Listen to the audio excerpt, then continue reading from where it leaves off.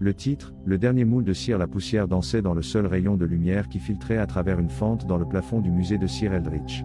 L'odeur de vieille cire et d'humidité rance imprégnait chaque recoin, un arôme qui s'accrochait à la gorge comme une prémonition.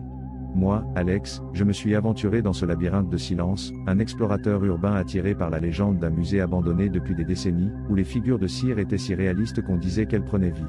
La porte grinça en se refermant derrière moi, un son qui résonna amplifié dans l'obscurité. J'ai sorti ma lampe de poche, son faisceau tremblant rompant la noirceur. Devant moi, la première salle, un défilé de personnages historiques figés dans le temps. Rois, reines, généraux. Tous avec des regards vitreux et des sourires inquiétants. La cire, jaunâtre et craquelée, leur donnait un aspect encore plus macabre. À mesure que j'avançais, l'atmosphère devenait plus pesante. Dans une salle dédiée aux horreurs de la guerre, un soldat de la Première Guerre mondiale gisait dans une tranchée, son visage déformé par la peur, sa main tendue comme s'il demandait de l'aide. Un frisson me parcourut l'échine. Ce n'était que de la cire, me répétai-je, seulement de la cire. Dans la salle suivante, les figures étaient plus sinistres, tueurs en série, monstres de légende. Jack l'Éventreur, avec son couteau en l'air, semblait prêt à bondir. Dracula, avec ses crocs acérés, m'observait depuis la pénombre. La ligne entre l'art et le cauchemar s'estompait. C'est alors que je l'ai entendu, un murmure, un bruissement à peine audible qui semblait provenir de l'obscurité. Je me suis arrêté, le cœur battant fort. J'ai éteint la lampe de poche, retenant ma respiration. Le silence était absolu, oppressant. Puis, de nouveau, le murmure, cette fois plus clair, plus défini. Rejoins-nous. La voix était gutturale, robotique, comme si elle était générée par une machine défectueuse. J'ai allumé la lampe de poche d'un coup, pointant vers l'endroit d'où provenait le son. Là, dans un coin sombre, une figure bougeait. Ce n'était pas une figure quelconque. C'était une réplique de moi-même. Mon double de cire me regardait avec des yeux injectés de sang, un sourire grotesque déformant son visage. Dans sa main, il tenait un ciseau. La panique me paralysa. J'ai voulu crier, mais les mots ont refusé de sortir. Mon double avança vers moi, son mouvement lent, méthodique. Le ciseau brillait à la lumière de la lampe de poche.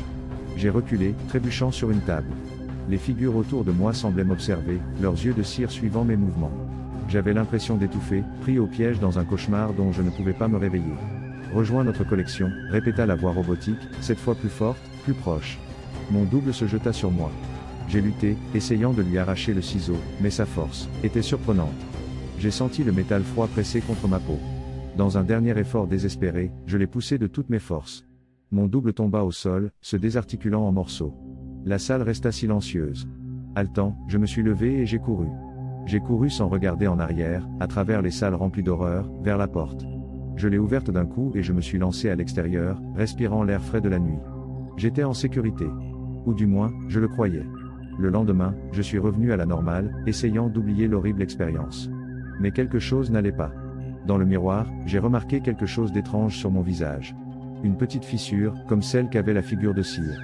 Au début, je n'y ai pas prêté attention, j'ai pensé que c'était mon imagination. Mais la fissure a grandi, s'est étendue sur ma joue. Et puis d'autres sont apparus, sur mon front, sur mon cou. Je me transformais en cire. Le processus était lent, douloureux. Ma peau durcissait, mes mouvements devenaient rigides. Mon esprit s'embrouillait, mes souvenirs s'estompaient. Bientôt, j'ai réalisé la vérité. Le musée ne prenait pas seulement vie, mais il avait besoin de nouvelles figures.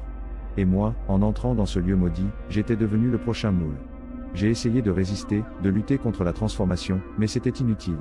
La cire me consumait, m'absorbait, me transformait en partie de son monde. Une nuit, je me suis retrouvé de nouveau dans le musée. Je ne me souvenais pas comment j'étais arrivé là. J'étais debout dans une salle, entouré de figures de cire. Je n'avais plus peur. Seulement une étrange sensation d'appartenance. Alors, je l'ai vu. Mon double, reconstruit, m'attendait avec un sourire. Bienvenue à la maison, dit-il avec sa voix robotique. J'ai rejoint la collection. Je suis devenu une figure de plus dans le musée de Sir Eldritch, condamné à observer les prochains visiteurs, attendant le jour où eux aussi nous rejoindraient. Et dans l'obscurité, une voix murmurait, rejoins notre collection. Encore et encore, éternellement. Parce que la maison de cire a toujours besoin de plus d'âme. Parce que la cire réclame toujours ce qui lui appartient. Et parce que, au final, nous ne sommes tous que de la cire dans les mains du destin.